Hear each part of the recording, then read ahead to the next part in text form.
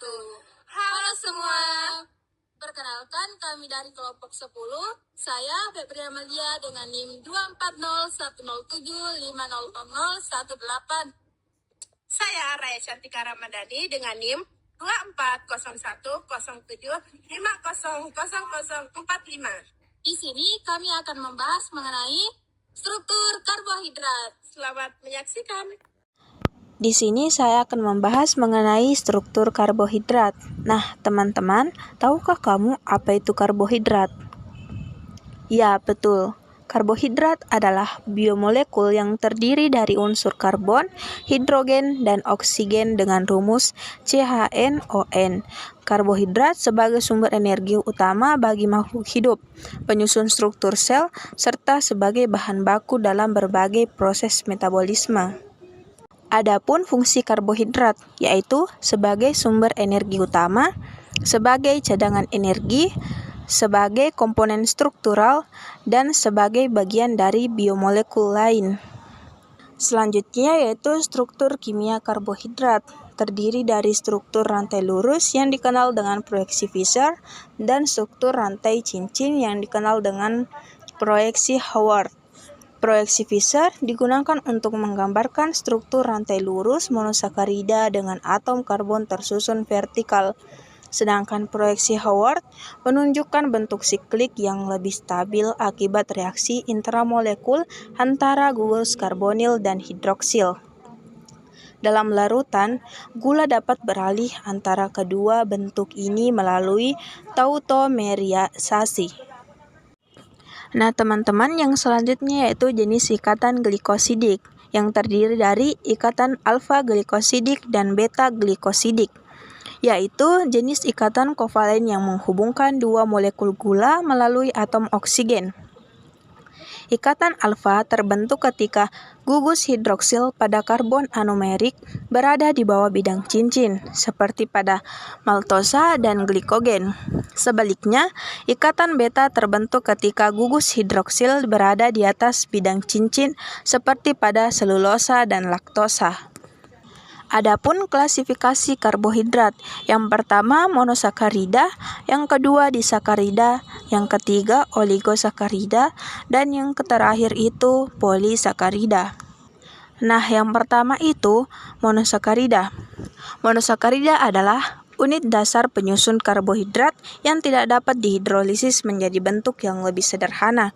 Terdiri dari satu molekul gula dan merupakan bahan penyusun karbohidrat yang lebih kompleks dan mudah diserap oleh tubuh.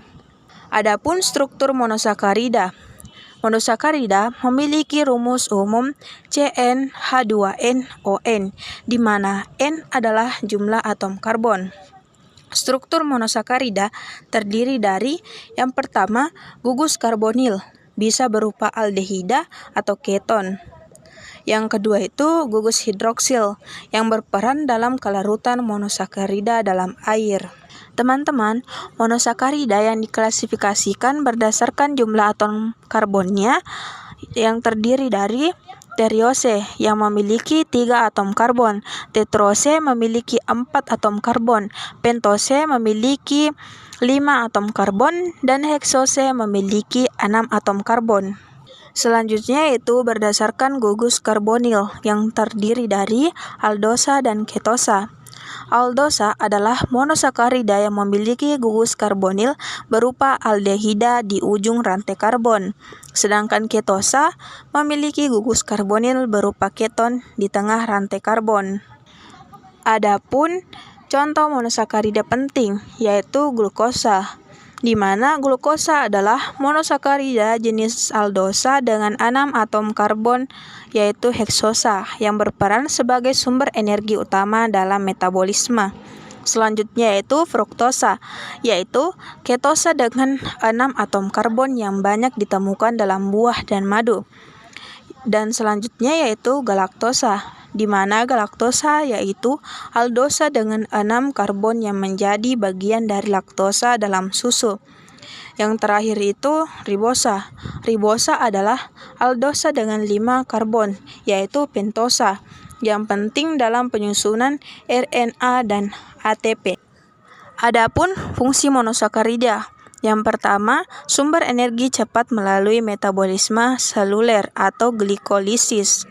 Yang kedua, penyusun DNA dan RNA, ribosa dan deoksiribosa. Yang ketiga itu bahan baku sintesis karbohidrat kompleks seperti glikogen, pati, dan selulosa. Nah, yang terakhir itu komponen penting dalam glikosilasi protein dan lipid untuk fungsi seluler. Nah, teman-teman, setelah membahas tadi monosakarida, saya lanjut ke pembahasan disakarida. Yang dimana disakarida adalah jenis karbohidrat yang terdiri dari dua molekul monosakarida yang terikat melalui ikatan glikosidik. Disakarida termasuk gula seperti sukrosa, laktosa, dan maltosa. Mereka menyediakan sumber energi yang cepat. Adapun struktur disakarida. Disakarida memiliki struktur dasar berupa dua monosakarida yang dihubungkan oleh ikatan glikosidik. Ikatan ini bisa berupa antara karbon anomernya, yaitu karbon 1, dengan gugus hidroksil dari monosakarida lainnya. Adapun jenis-jenis disakarida, yaitu maltosa, laktosa, dan sukrosa, di mana maltosa adalah disakarida dari dua molekul glukosa yang terhubung oleh ikatan alfa 1 dan 4 glikosidik. Selanjutnya yaitu laktosa, yang terdiri dari glukosa dan galaktosa dengan ikatan beta 1 dan 4 glikosidik yang ditemukan dalam susu. Nah, yang terakhir itu sukrosa adalah kombinasi glukosa dan fruktosa dengan ikatan alfa 1 dan 2 glikosidik, banyak terdapat dalam gula tebu. Adapun fungsi disakarida dalam biologi, yaitu sumber energi cepat bagi tubuh melalui pemecahan menjadi monosakarida. Yang kedua, sukrosa sebagai bentuk penyimpan energi pada tumbuhan. Selanjutnya yaitu laktosa sebagai sumber energi utama bagi bayi mamalia. Dan yang terakhir yaitu sebagai hasil antara dalam pencernaan pati dan glikogen. Oke, selanjutnya kita akan bahas klasifikasi karbohidrat oligosakarida. Oligosakarida adalah karbohidrat yang terdiri dari 3 hingga 10 molekul monosakarida yang terikat bersama. Oligosakarida banyak ditemukan dalam makanan seperti kacang-kacangan dan berperan dalam kesehatan pencernaan karena beberapa di antaranya tidak bisa dicerna oleh enzim manusia. Jenis oligosakarida. Oligosakarida diklasifikasikan berdasarkan jumlah monosakarida penyusunnya. Yang pertama disakarida, 2 monosakarida, contohnya sukrosa, laktosa, dan maltosa. Trisakarida, 3 monosakarida, contohnya rafinosa. Yang ketiga tetrasakarida, 4 monosakarida atau lebih, contohnya satakiosa. Sukrosa disakarida yang terdiri dari glukosa dan fruktosa, ditemukan pada tebu dan bit gula.